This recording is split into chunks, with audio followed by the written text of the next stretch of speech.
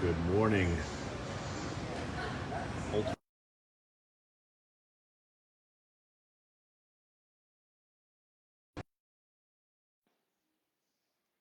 What's going on with that here?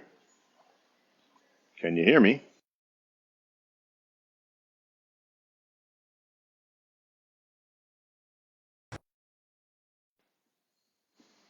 Hopefully people can hear me. It's early, 6:13 Arizona time. What am I not hearing? Well, if somebody's there, you should let me know if you can hear me. Hi, Judy. Good morning. Hopefully you can hear me okay. I just landed. Hey, good morning. Way, is that how we say that? Hopefully. Just landed here in Phoenix from Salt Lake City for my time with Steve Hardison, the Ultimate Coach. Good morning, Ultimate Fam. Man, I'm a little slow today, but it's kind of been fun. My last 3 or 4 trips down here, I've been jumping on a live. I got about an hour to kill before I head over to Steve's house, the sanctuary. So I thought, jump on, chat a little bit, chat it up. It is, of course, Tracksuit Thursday. I got the leopard kit on today. Hope you guys are putting on your tracksuits for Tracksuit Thursday. It has been a fascinating couple weeks. So one of the rituals, one of the things that I do leading up to coming to work with Steve is throughout the week. Hey, Steve, good morning, brother. Throughout the week, throughout the weeks, I try to kind of make note of what's gone on, what's new, what's different, what's shifted, and then don't kill your valuable time. I don't know what that means, man. Time to kill. I got it. Yeah. Good point. I don't have time to kill. I'm chilling. Yeah, there's only one direct in the morning and one in the afternoon. So I'd rather do that than take connecting flights. It's only like an hour and 15-minute flight, so it's pretty chill. So, I capture what's been going on in the past couple weeks, and then as I get to the airport and then I got some time on the plane, I start just writing and thinking about, what's really occurred in the past couple weeks, what's shifted, how has my being shifted, what's different about my being, not just what's on my calendar, what are the outcomes, but really what's different for me. And man, it's been a wild couple weeks. It's been probably a wild 2 months in terms of just expansion of my being, really working on it, doing a lot of creation, a lot of self-forgiveness, practicing compassionate self-forgiveness, or as I call it, being shifts. And one of the biggest things that I noticed in the past couple weeks, and it's not just past couple weeks, but I really noticed in the past couple weeks, has been this, I don't like to say level, but a real deepening, an entirely different realm, if you will, of ability to be with people where they are, where they're at, where their being is. Both clients and prospects and friends and even family members, like really being okay where they are. The word I would use is not okay, but in acceptance, right? Like just a whole deepening of acceptance that everybody's on their own journey. Everybody's exactly where they're supposed to be, even if they're convinced they shouldn't be there, right? And I have a lot of conversations with folks, about what they want in life, where their life is at, what's not working. And there's a lot of people in a lot of pain, a lot of people in a lot of suffering, a lot of people with a lot of struggle in their lives. And it really has just been this deepening for me of acceptance that they're where they're supposed to be. I can be with them in their struggle, in their pain, in their heartache, in their frustration, in their misery, without needing to do anything about it or having any responsibility for it. Right? This idea of acceptance to me is powerful. My highest value is peace, right? What I value more than anything is peace. And what I believe is that the path to peace. Hello, good morning, Judy. The morning, it's early. The path to peace, or the doorway to peace, is acceptance. Acceptance of what is as is. Right? A lot of people think peace is happiness or everything's great. No, peace is, for me, acceptance of everything that is as it is. If I'm sick, if I'm tired, if I'm in pain, I can have peace with that. I can be in acceptance of it. If others are showing up a certain way in the world, that might not be the way I would show up. That might not be what I want for them, but I can be in acceptance of it, and that brings me peace. That creates peace. One of the things I wanted to share this morning was a distinction between peace and allowing, right? And when I talk about allowing, I mean the degree to which something we allow in our lives, something we allow to be present in our lives, whether it's, something about ourselves or something about others or even other people or behaviors, right? My belief is that acceptance is possible with everything. There is nothing, nobody, no thing that I can't be in acceptance of, right? My being is acceptance. It's my intention. That's my intended being. Please note I'm not always in acceptance. Sometimes it takes a little bit of being shifting and working on my being to get to acceptance, but it's my intention, right? If I want peace, peace requires acceptance. All I need to do is look at places in my life where I'm not in acceptance of. If I'm in pain and I'm not in acceptance of that pain, well, I can acknowledge my non-acceptance and then be accepting of it. If there's somebody in my life that I'm judging, right? What's wrong with them? They're a bad person. I can't believe they're not doing more with their life. Whatever it is, I can move to acceptance of that person, right?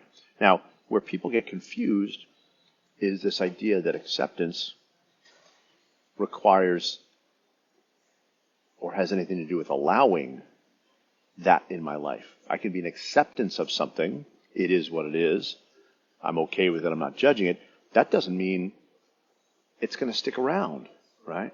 Doesn't mean that person needs to be in my life. Doesn't mean that behavior needs to be tolerated. So sometimes I'll use allowance and tolerance as synonyms, right? So acceptance does not necessarily mean allowance or tolerance. I can accept something without allowing it or tolerating it.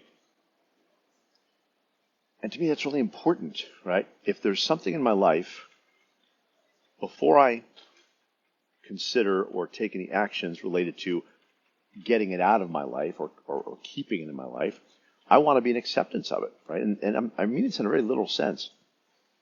We live in a time where, well, I'm on LinkedIn a lot. And what's funny to me is just kind of going through these posts that appear in my feed where somebody's talking about something and then immediately people start piling on and pretty soon it's a whole nother conversation, but everybody's judging and, you're wrong and this isn't right and you're a bad person and this and that. Well, that's all judgment of others, aka non-acceptance of, right? That somebody has a different belief than you do. Well, my stand is you can accept that. Even, quite honestly, the most controversial, divisive, repulsive belief that somebody has. Hey, Casey, what's up, brother? It's my intention to be in acceptance of that. Now, once in acceptance of, we move to the part of the conversation. Hey, Rose, good morning. Am I going to allow that in my life? Am I going to be, am I going to tolerate that in my life? Am I going to allow it into my life, in my stream, in my feed? Do I block somebody? I don't need to tolerate or allow that which I accept. But if I want peace in my life, right? You got I think it's 9 billion people on this planet. If we're all running around saying, well, I can't accept that point of view, I can't accept that those people think like this or act like this or treat others like this, all right? Well, my position is yes, you can, and the only thing at stake there is your own personal peace. Now, once you are at peace, once you're in acceptance of, well, you don't need to allow that in your life. You don't need to tolerate that in your life. You can take actions to get it away from you or make sure that it doesn't intrude, but you can keep things out without having to make them wrong. I know this is a controversial idea, right? Because right away I was on a call with somebody and we were talking about this. And whenever I start talking about this, people want to go to an extreme, right? And what did the guy say? Hey, Melanie, good morning. We were talking about acceptance versus allowance and tolerance. And, of course, people go to the extreme. And this particular person said something like, well, how about genocide? I said, well, remember how I said let's not go to the extremes because that's not the most fun place to talk about it. But since you did, let's talk about it. Yes, I can be an acceptance of genocide as is. That's what is. I can be an acceptance of it. I can then say, well, what could I do about it? How could I support or intervene? Do I have any power to stop it? Is there anything I can do? Right? I can look at the practical and logistical elements of what does it have to do with me. But for my own personal peace and my state of being, it's always my intention to, hey, Anita, good morning, to move to acceptance of something. I would invite you to play with this, right? This is one of those things where I don't recommend heading towards genocide or racism or misogyny or one of those things that are, really, really hard to, right? We're supposed to accept that the Supreme Court, let's worry about that later, right? What I would suggest is there's a continuum where on one end, nothing is acceptable except, what I believe. On the other end, everything is, even the most extreme examples. Don't start at the extreme end. Figure out where on the continuum you have a difficult time accepting or are in non-acceptance of something and work with that. Maybe, your Uncle Larry who's just kind of annoying all the time, right? What if you could be in acceptance of that, be at peace with that, see that as exactly as it's supposed to be. Uncle Larry is just being Uncle Larry after all. I don't know where I came up with Uncle Larry. And see if you can move to acceptance of that. And remember, acceptance does not equate to allowance or tolerance. Right? You don't have to be around people. You can be in acceptance of your family without spending any time with them. You can say, no, you can count me not for coming over for Thanksgiving. My youngest son, Diego, who just turned 22, and I credit him with teaching me more about acceptance than any other single human on the planet. We have an incredible relationship. He's an astounding, beautiful, brilliant, just joyful young man. His smile lights up a room. God, I love that kid. So just proud of him and honored that he chose me as a dad. We'll put it that way. And there was a good 10-year period. Morning, Mr. Orton. There was a good 10-year period where things were tough, right? I went through divorce. It was really hard on the kids. There were some custody battles. Ultimately, there was a lot of challenges behaviorally. He ended up, hey, good morning, Emery. I ended up sending him off to, I call it affectionately, get your shit together school. And that was one of the hardest things I've ever done. When he came home from that experience, well, things were better, but he was also 6'3" and belligerent and just an asshole. And taught me a lot about acceptance. Taught me a lot about, can I be at peace with what is, right? And stop fighting it, stop wishing it were something else. And then on the other side of that, taking action, what do I do with it? including I had to get to acceptance of this is my son. He is who he is in this moment. Morning, Greg. And I'm not going to allow that in my house. I threw him out of the house when he was 15. Like literally, like you're not living here, right? That was tough, right? But what brought me peace was an acceptance of this is what it is, right? I do move to acceptance of my own parenting or my perception of my parenting. How did I do? What did I go wrong? What didn't I teach him, right? So to me, acceptance is such a powerful tool that can be applied in every situation. All you need to do is ask, what am I not in acceptance of? And what would I need to do, or who would I need to be in acceptance of this? And then notice all the voices in your head. Well, I can't accept it. This can't be. Yeah, get your shit together, school. School is really a glorified term for where he went.